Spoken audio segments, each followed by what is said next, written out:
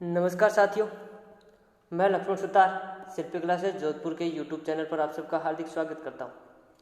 दोस्तों, हम पढ़ रहे थे राजस्थान के भूगोल, यानी कि राजस्थान के भूगोल से संबंधित महत्वपूर्ण प्रश्नोत्तर पढ़ रहे थे।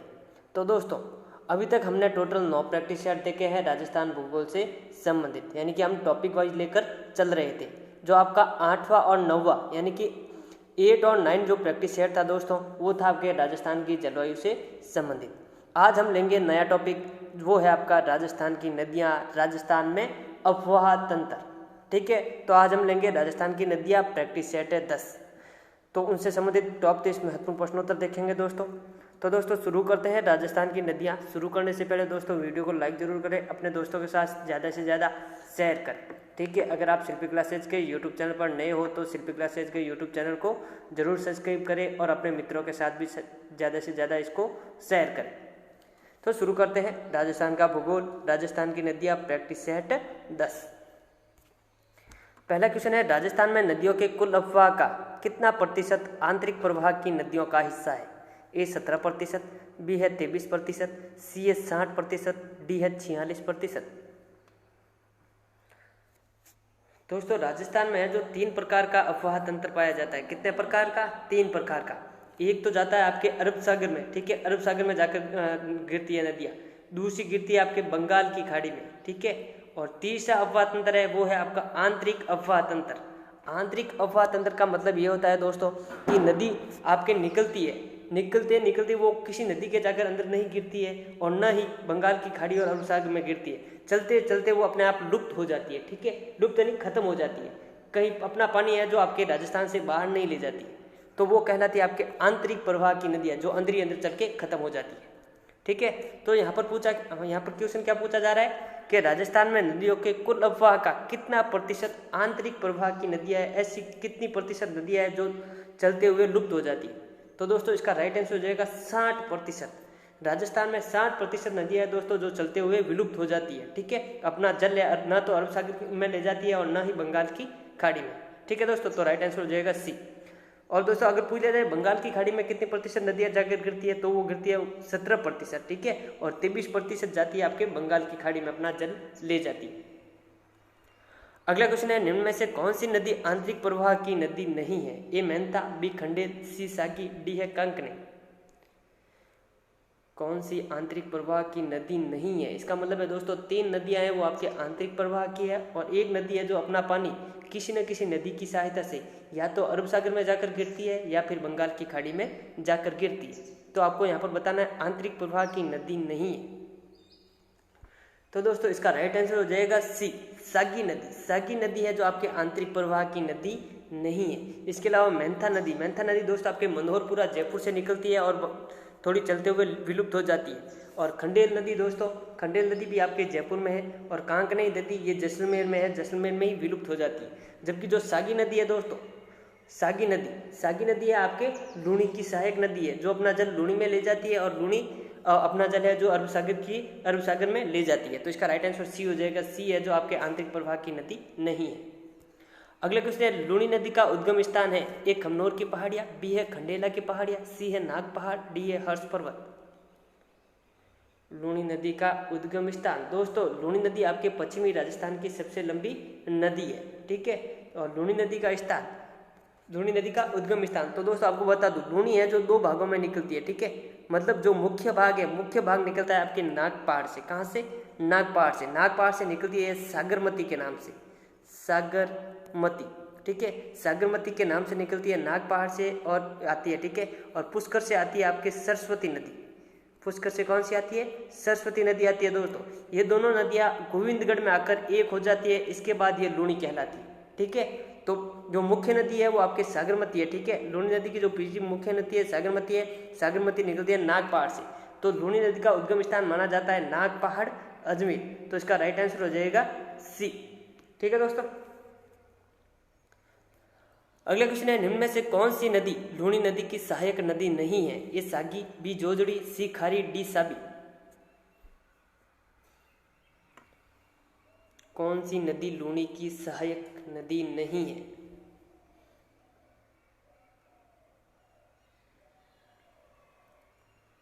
तो दोस्तों इसका राइट आंसर हो जाएगा साबी नदी। साबी नदी है जो आपके लूणी की सहायक नदी नहीं है। साबी नदी का जो उद्गम स्थान है दोस्तों वो है आपके सेवर की पहाड़ियाँ। कहाँ से है? सेवर की पहाड़ियाँ। ये सेवर भरतपुर वाला नहीं है दोस्तों, ठीक है। सेवर की पहाड़ियाँ पड़ती है आपके जयपुर में। तो साबी नदी का जो उद्गम स्थान है साबी नदी का उद्गम स्थान है सेवर की पहाड़ियाँ जयपुर से निकलती है, ठीक है दोस्तों। और यह पाटौदी हरियाणा में जाकर विलुप्त हो जाती है। अपना जल न तो अरब सागर में ले जाती है न ही बंगाल की खाड़ी में जाती है। तो दोस्तों साबी एक अंतःप्रवाह की नदी है, ठीक है। तो ऑप्शन डी राइट आंसर होगा। अगला क्वेश्चन है गोकुलभाई भट्ट बांध कौन सी नदी पर स्थित है? ए पश्चिमी बनास, बी है शुक्ली, डी है सुकड़ी, डी है मानसी। गोकुलभाई भट्ट बांध कौन सी नदी पर स्थित है?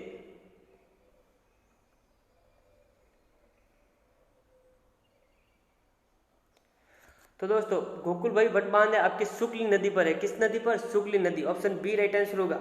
शुक्ली नदी आपके शैलवाड़ सिरोही से निकलती है और शैलवाड़ सिरोही में आपके गोकुल भट्ट बांध बना हुआ है शुक्ली नदी पर, ठीक है दोस्तों।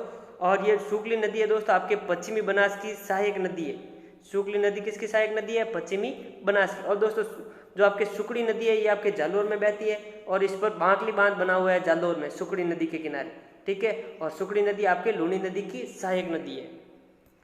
अगला क्वेश्चन है माही नदी राज्य में किस गांव से प्रवेश करती है? ए चौरासीगढ़, बी है कुशलगढ़, सी है खंदरू गांव और डी है नवाटापुरा। माही नदी राजस्थान में किस गांव से प्रवेश करती है?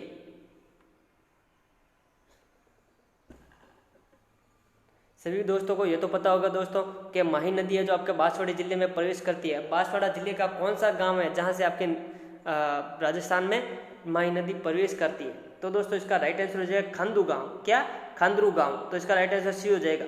बांसवाड़ा के खंदरू गांव से माही नदी राज्य में प्रवेश करती है, फिर थोड़ा सा आपके प्रतापगढ़ में जाती है, फिर डूंगरपुर होते हुए वापस गुजरात में चली जाती है। आती किधर से है? मध्य प्रदेश से। राजस्थान में 3 जिलों में बहते हुए वापस गुजरात चली जाती है और अरब सागर में जाकर गिर जाती है, ठीक है। तो इसका राइट आंसर हो गया सी खंदरू गांव, ठीक है दोस्तों।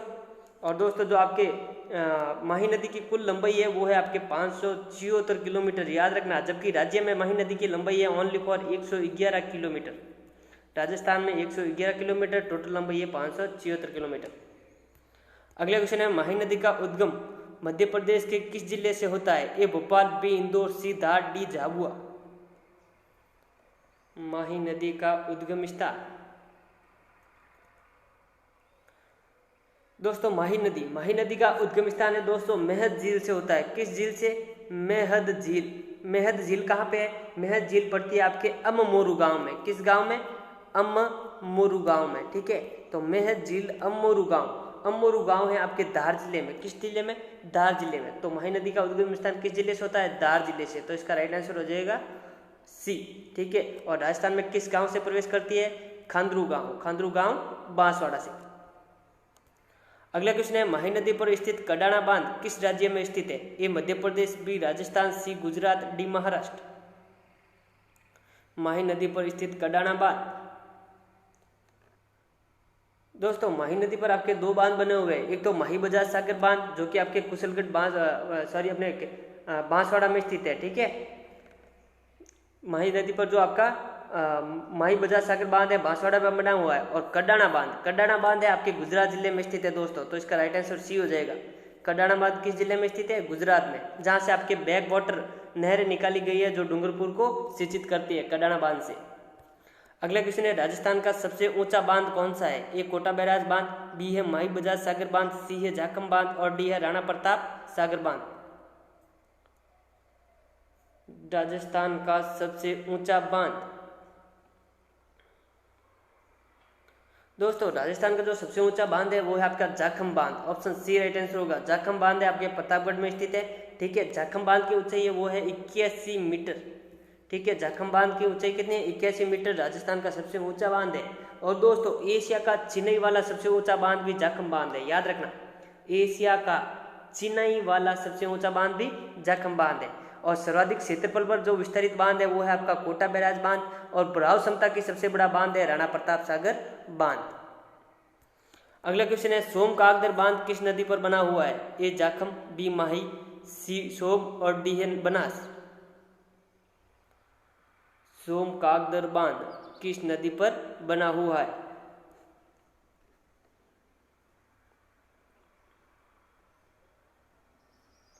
तो दोस्तों इसका राइट आंसर हो जाएगा सोमकागदर बांध आपके सोम नदी पर उदयपुर में बना हुआ है। कहाँ पे? सोम नदी पर उदयपुर में। सोम नदी का उद्गम स्थान होता है दोस्तों बिचामेड़ा की पहाड़ियाँ, बिचामेड़ा की पहाड़ियाँ जो कि आपके बाबरमाल का पठार उदयपुर में स्थित है। ठीक है, तो सोम नदी का उद्गम स्थान बिचामेड़ा की पहाड़ियाँ बाबरमाल का पठार उदयपुर से होता है और यहीं पर उदयपुर में सोमकागदर बांध बना हुआ है। अगला क्वेश्चन है किस नदी के किनारे डूंगरपुर में देव सोमनाथ मंदिर स्थित है? A Jakham, B Mahi, C Som, D Morel. किस नदी के किनारे डूंगरपुर में देव सोमनाथ मंदिर स्थित है?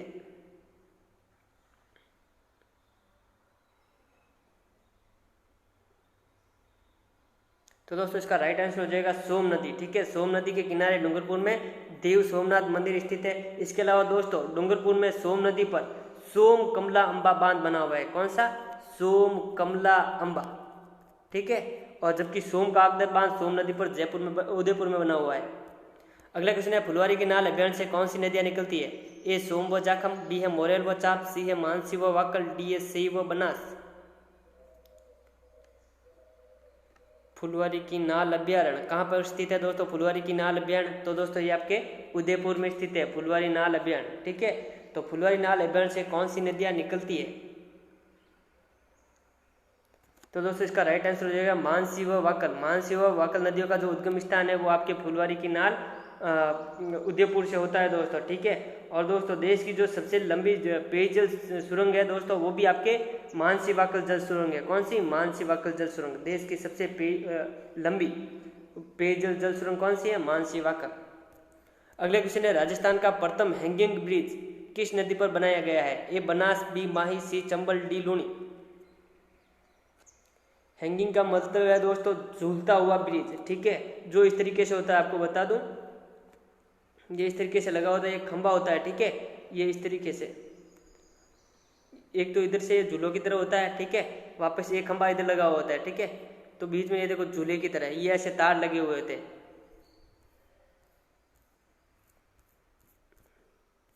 आपने देखे होंगे ऐसे हैंगिंग ब्रिज। ये देखो ये हैंगिंग ब्रिज है। ठीक है, लटकता हुआ ब्रिज। तो दोस्तों यहाँ पे क्या पूछा है कि राजस्थान का प्रथम हैंगिंग ब्रिज किस नदी पर है? तो दोस्तों वो है आपके चंबल नदी पर, कोटा में।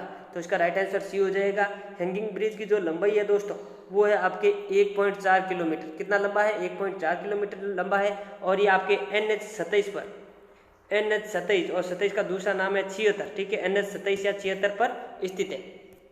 अगला क्वेश्चन है निम्न में से कौन सा बांध राज्य में स्थित नहीं है? ए गांधी सागर बांध, बी है जवाहर सागर बांध, सी है कोटा बैराज बांध और डी है राणा प्रताप सागर बांध।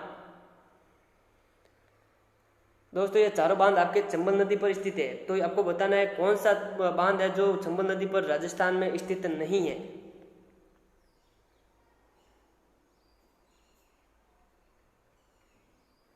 तो दोस्तों इसका राइट आंसर हो जाएगा ए गांधी सागर बांध है, आपके मंदसौर MP में बना हुआ है। ठीक है, तो इसका राइट आंसर ए हो जाएगा।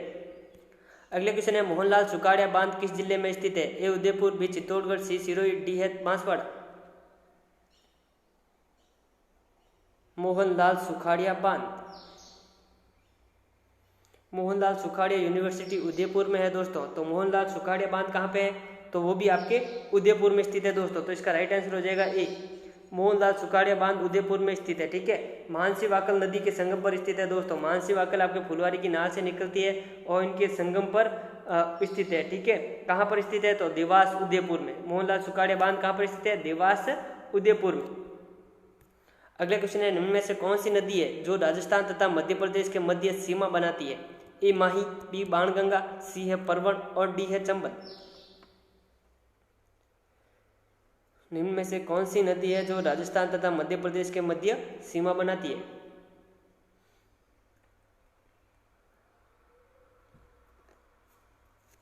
तो दोस्तों इसका राइट आंसर हो जाएगा आपके चंबल नदी। चंबल नदी है जो राजस्थान और मध्य प्रदेश के मध्य सीमा बनाती है, आपके सही माधोपुर, करौली और धौलपुर। ठीक है, तो वो आपके इनके मध्य और मध्य प्रदेश के मध्य सीमा बनाते हुए चलती है दोस्तों।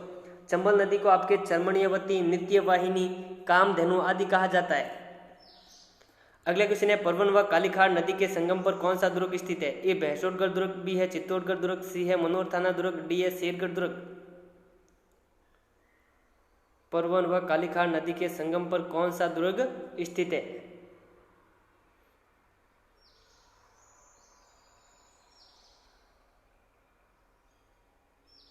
तो दोस्तों इसका राइट आंसर हो जाएगा परवन व कालीखाड़ के संगम पर मनोहर थाना जल दुर्ग स्थित है, जो कि आपका झालावाड़ जिले में स्थित है। तो मनोहर थाना जल दुर्ग, ऑप्शन सी राइट आंसर होगा। ठीक है दोस्तों। और दोस्तों भैंसोटगढ़ दुर्ग है, ये आपके बेड़ज व गंभीरी नदियों के संगम पर बना हुआ है।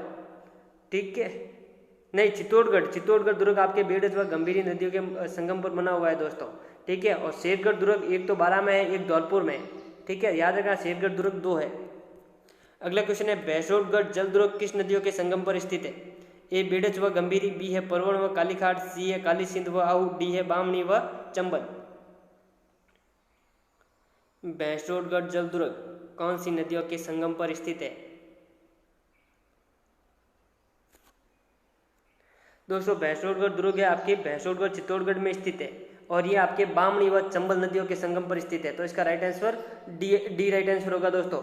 चंबल नदी है आपके 84गढ़ चित्तौड़गढ़ से राजस्थान में प्रवेश करती है दोस्तों।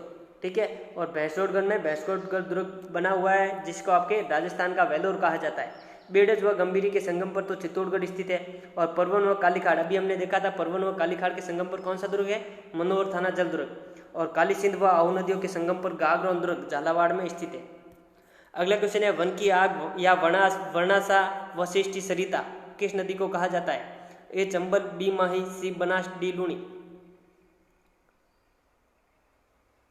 वन की आग, वर्णासा, वशिष्टि सरिता किस नदी को कहा जाता है?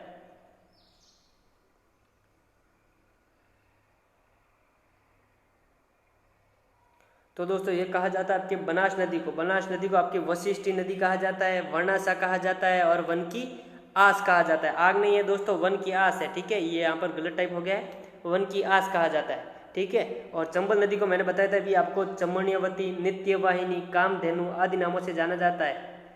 ठीक है दोस्तों। इसके अलावा दोस्तों जो आपके लूणी नदी है, लूणी नदी को कहा जाता है अंत सलीला। लूणी नदी को अंत सलीला कहा था कालिदास जी ने। इसके अलावा लूणी नदी को आपके लवणीय नदी भी कहते हैं। ठीक है, लवणीय या लवणीयवती। अगला क्वेश्चन है बिंगोद भीलवाड़ा में किन नदियों का त्रिवेणी संगम बनता है? ए बनास डाई खारी, बी है मैनाल बेड़च बनास, सी है सोम माही जाकम, डी है बनास चंबल सीप। बिंगोद भीलवाड़ा में किन नदियों का त्रिवेणी संगम बनता है?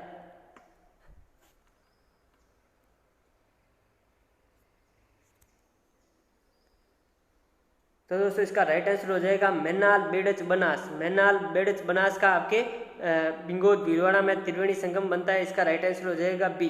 ठीक है, बनास डाई खारी इनका त्रिवेणी संगम बनता है आपके राजमहल टोक में। सोम मही जाकम इनका जो त्रिवेणी संगम बनता है वो बनता है आपके बेणेश्वर है आपके डूंगरपुर में। ठीक है, और बनास चंबल सीप ये त्रिवेणी संगम बनता है आपके रामेश्वर सवाई माधोपुर में। अगला क्वेश्चन है बनास की सहायक नदी बेड़च नदी का उद्गम स्थान है? ए गोगुंदा की पहाड़ियाँ, बी है खमनोर की पहाड़ियाँ, सी है कुंभलगढ़ की पहाड़ियाँ, और डी है नाग पहाड़।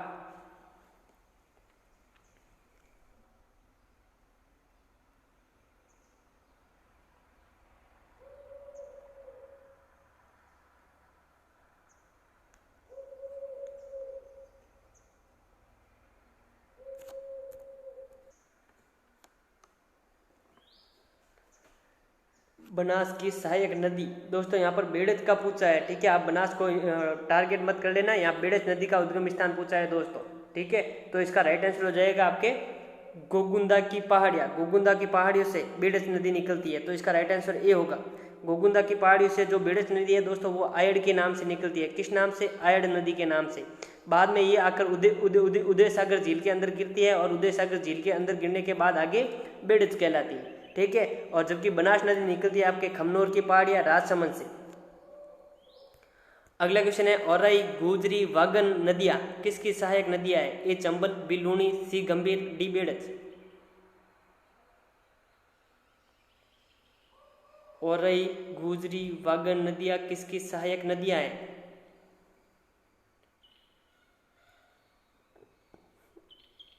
तो दोस्तों इसका राइट आंसर हो जाएगा आपके बेड़च। बेडस नदी की जो सहायक नदियां हैं वो है आपके औरई, गुजरी, वागन। तो इसका राइट आंसर डी हो जाएगा। बेडस नदी का उद्गम स्थान अभी मैंने बताया था दोस्तों, आपके बेडस जो आपकी बेडस नदी है ये आपके गोगुंदा की पहाड़ियों से आयड नाम से निकलती है। किस नाम से? आयड नाम से। फिर यह उदयपुर में उदय सागर झील के अंदर गिरती है, फिर आगे बढ़ती है तो ये बेडच कहलाती है दोस्तों, ठीक है। इसके अलावा चंबल है, चंबल आपके जानापाव की पहाड़ियाँ मध्य प्रदेश से आती है, इंदौर जिले से, ठीक है। लूणी है, लूणी का उद्गम स्थान है नाग पहाड़, अजमेर। गंभीर, गंभीर नदी दोस्तों आपके सपोटरा, करौली से निकलती है। अगला क्वेश्चन है, दिवेर की पहाड़ियों से किस नदी का उद्गम होता है? ए बनास, बी बेडच, सी कोठारी, डी गंभीरी।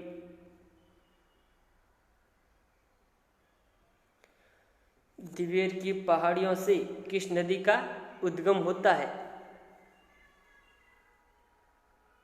दोस्तों अभी हमने देखा था गोगुंदा की पहाड़ियों से बेडस नदी का उद्गम स्थान होता है, ठीक है। गोगुंदा की पहाड़ियाँ उदयपुर में है। बनास का जो उद्गम स्थान है वो है आपकी खमनोर की पहाड़ियाँ, राजसमंद, ठीक है। इसके अलावा दोस्तों आपके बचा है कोठारी और गंभीरी। तो दोस्तों दिवेर की पहाड़ियों से जो नदी निकलती है वो निकलती है आपके कोठारी नदी, ऑप्शन सी राइट आंसर होगा, ठीक है। कोठारी नदी पर दोस्तों भीलवाड़ा में मेजा बांध बना हुआ है। कौन सा बांध? मेजा बांध। अगला क्वेश्चन है, सपोटरा, करौली से किस नदी का उद्गम होता है? ए बाणगंगा, बी सीप, सी डाइट, डी गंभीर। इस बारे में मैंने दोस्तों थोड़ी देर पहले ही बताया आपको, सपोटरा, करौली से किस नदी का उद्गम होता है। तो दोस्तों इसका राइट आंसर हो जाएगा डी। गंभीर नदी का जो उद्गम स्थान है वो है आपके Sapotra, Karauli, option D right answer होगा। और बाणगंगा दोस्तों आपके बैराट की पहाड़ियों से निकलती है। कहाँ से?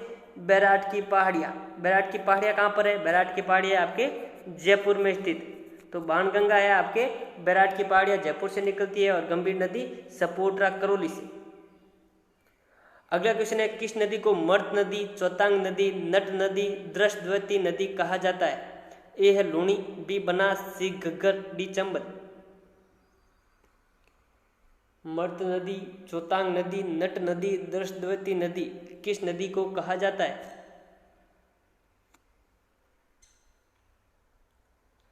दोस्तों लूणी को तो आपके अंतसलीला और लवण्यवती नदी कहा जाता है, ठीक है। बनास को आपके वन की आशा, वर्णाशा और वशिष्ठी नदी कहा जाता है। चंबल को आपके चमण्यवती, नित्यवाहिनी और कामधेनु कहा जाता है। जबकि गग्गर को आपके मर्त नदी, चौतांग नदी, नट नदी, दृष्टवती नदी कहा जाता है। तो इसका राइट आंसर सी हो जाएगा। गग्गर नदी का जो उद्गम स्थान है दोस्तों वो है आपके कालका की पहाड़ी, शिवालिक श्रेणी, हिमाचल प्रदेश से गग्गर नदी निकलती है। और ये दोस्तों अंत प्रवाह की सबसे लंबी नदी है, ठीक है, गग्गर नदी। और ये विलोपित होती है आपके फोर्ट अब्बास, पाकिस्तान में। अगला क्वेश्चन है, केवलादेव राष्ट्रीय उद्यान से गुजरने वाली नदियां है? ए बाणगंगा, बी गंभीर, सी अ व ब दोनों, डी है चंबल।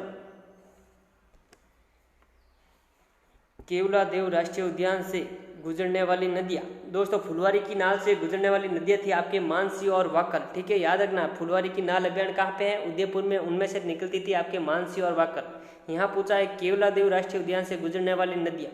तो दोस्तों इसका राइट आंसर हो जाएगा अ व ब दोनों, ठीक है। तो इसका राइट आंसर सी हो जाएगा।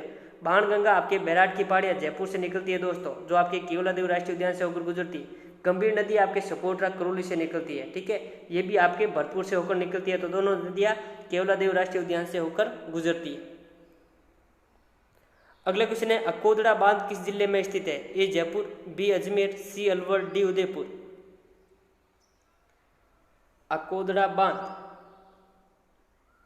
एक अकोदड़ा है दोस्तों, उसके अलावा ये क्या मैंने बताया था आपको, सोमकागदर बांध है, ठीक है, और मोहनलाल सुखाड़िया बांध है, और मादड़ी बांध है। ये चारों बांध एक ही जगह पर है, एक ही जिले में।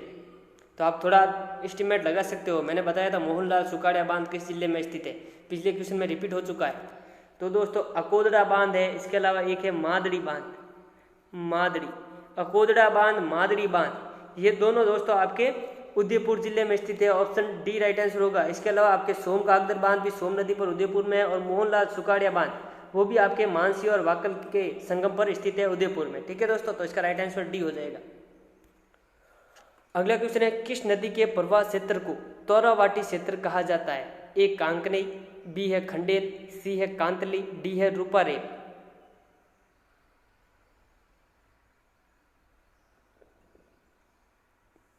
किस नदी के प्रवाह क्षेत्र को तोरावाटी क्षेत्र कहा जाता है, या तोरावाटी बेसिन भी कह सकते हैं दोस्तों।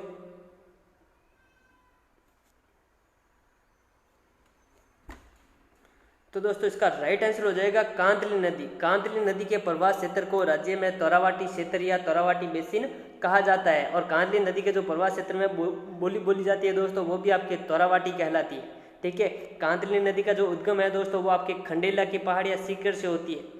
ठीक है, जो कि आपके सीकर, झुंझुनू और जयपुर तक बहती है कांतली नदी। अगला क्वेश्चन है, कौन सी नदी उदयनाथ की पहाड़ी अलवर से निकलती है? ए साबी, बी रूपारेल, सी मेहता, डी कांगने। कौन सी नदी उदयनाथ की पहाड़ी अलवर से निकलती है? दोस्तों कभी कभी क्वेश्चन पूछा जाता है उदयनाथ की पहाड़ी कहाँ पर स्थित है, तो ज्यादातर लोग आंसर कर देते हैं उदयपुर, जबकि उदयनाथ की पहाड़ी कहाँ पर है? अलवर में स्थित है। और उदयनाथ की पहाड़ी से नदी निकलती है रूपारेल। कौन सी? Ruparel. Option B right answer होगा। रूपारेल नदी निकलती है उदयनाथ की पहाड़ी से, जो कि आपके अलवर और भरतपुर में बहती है और विलुप्त हो जाती है। रूपारेल आपके एक अंतः प्रवाह की नदी है। लास्ट क्वेश्चन है, जैसलमेर में प्रवाहित होने वाली नदी है? ए साबी, बी मेहता, सी द्रव्यवती और डी है कांकने।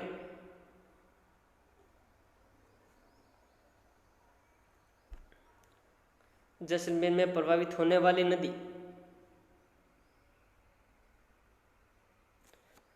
तो दोस्तों इसका राइट आंसर हो जाएगा कांकनेई। कांकनेई नदी है आपके कोटड़ी गांव जैसलमेर से निकलती है दोस्तों। इसका राइट आंसर डी हो जाएगा। कांकनेई नदी आपके जैसलमेर में प्रवाहित होती है।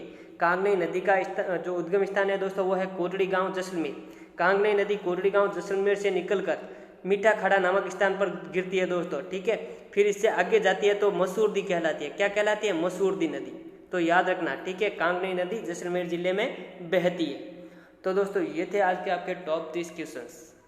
अगर आपको हमारा यह टेस्ट श्रृंखला अच्छी लगी हो तो वीडियो को लाइक ज़रूर करें दोस्तों, और अपने मित्रों के साथ ज़्यादा से ज़्यादा शेयर करें दोस्तों। जैसा कि आपको इन्फॉर्मेशन मिली है दोस्तों, आपके पटवारी के जो एग्ज़ाम है फरवरी माह में होने वाले हैं। तो दोस्तों मैं चाहूँगा कि अब तैयारी आपकी जो तैयारी को शीघ्र वापस सही से ले और सही से अपना प्रैक्टिस करें, और जितना हो सके टाइम दे पढ़ाई को, ताकि फरवरी आए तब तक आप अच्छे से तैयारी कर सकें। ठीक है दोस्तों, तो फिर मिलते हैं नेक्स्ट प्रैक्टिस शीट के साथ। आज के लिए इतना ही। थैंक यू फ्रेंड्स, बस आपका प्यार बना रहे।